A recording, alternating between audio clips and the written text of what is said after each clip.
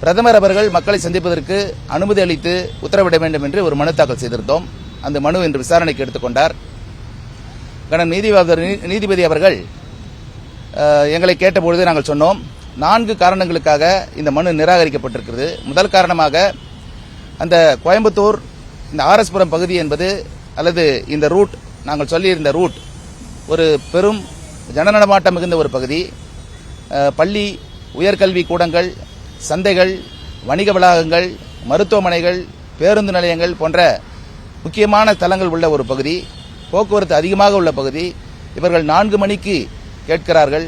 அதனால் போக்குவரத்து நெரிசலும் மக்கள் அவதிக்குள்ளாவார்கள் என்று ஒரு காரணம் சொல்லியிருந்தார்கள். இரண்டாவது காரணமாக 10ஆம் வகுப்பு 12ஆம் வகுப்பு மாணவர்களுக்கு பரீட்சை நடந்து கொண்டிருக்கிறது. அதனால் மாணவர்களுடைய பேரண்ட்ஸ் அவர்களும் தொல்லைக்குள்ளாக்கப்படுவார்கள். மூன்றாவதாக இந்த அனுமதி அளித்தால் ஏற்கனவே கோயம்புத்தூர் மாவட்டம் ஒரு மத கலவரம் நிறைந்த ஒரு பூமி. அதனால் அங்கு ஏற்கனவே பல வழக்குகள் நிலுவையில் உள்ளன. இந்த சூழ்நிலையில் இதை அனுமதித்தால் சட்டம் ஒழுங்கு பிரச்சனைகள் ஏற்படும். நான்காவதாக மத்திய மாநில நுண்ணறிவு பிரிவுகள் பிரதமர் அவர்களுக்கு அச்சுறுத்தல் இருக்கிறது என்று குறிப்புகள் உள்ளது. பிரதமருக்கு பாதுகாப்பு சரியாக கொடுக்க முடியாது. அதேபோல பொதுக்கூட்டம் என்று சொன்னால் மெட்டல் டிடெக்டர் மூலமாக ஒரு பொது நபரை சோதனையிட்டு உள்ளே அனுப்பலாம். ஆனால் இது மக்கள் சந்திப்பான ஒரு கூட்டம், ரோட்டிலே செல்லக்கூடிய ஒரு நிகழ்வு. அதனால் முறையான பாதுகாப்பு கொடுக்க முடியாது என்று சொல்லியிருந்தார்கள். இந்த 4 காரணங்களுக்காக சொல்லப்பட்டது நிராகரிக்கப்பட்ட மனு ஒரு தவறான ஒரு முன்னுதாரணத்தை அளிக்கும். இது சரியான காரணங்கள் அல்ல. இந்த காரணத்தை ஏற்கக்கூடாது என்று சொன்னோம். நீதிபதி அவர்களும் அது சரியான காரணங்கள் இல்லை என்று பதிவு செய்திருக்கிறார்.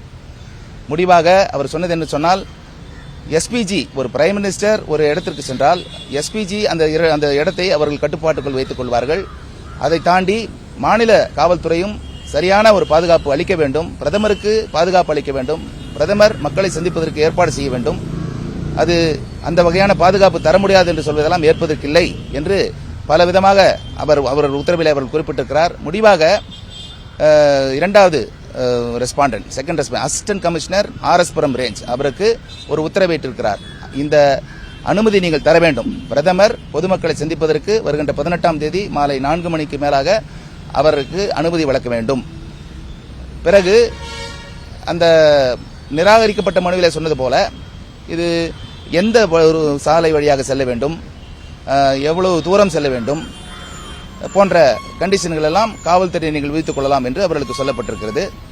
ஆனால் நாங்கள் எழுதி கொடுத்த அந்த வழி சாலை தான் நிச்சயமாக அனுமதிக்கப்பட்ட சாலை. அதைத்தான் பர்மிஷன் என்று சொல்லியிருக்கிறார். அவர்கள் அந்த ரெஸ்ட்ரிக்ஷன்ஸ், அந்த கண்டிஷன்ஸ் அவர்கள் வைக்கலாம் என்று சொல்லியிருக்கிறார். அதே போல இந்த பிளக்ஸ் வைக்கக்கூடாது. ஏற்கனவே உயர்நீதிமன்ற உத்தரவுப்படி பிளக்ஸ் சாலைகளில் வைக்கக்கூடாது என்று இருக்கிறது. ஆகையினால் பிளக்ஸ் வைக்கக்கூடாது என்று சொல்லியிருக்கிறார். இந்த காரணங்களை சொல்லி இன்றைக்கு இந்த மனுவை அனுமதித்திருக்கிறார். இதுதான் இன்று நடந்த சம்பவம். செய்திகளை உடனுக்குடனும் துல்லியமாகவும் தெரிந்து கொள்ள சப்ஸ்கிரைப் பண்ணுங்க.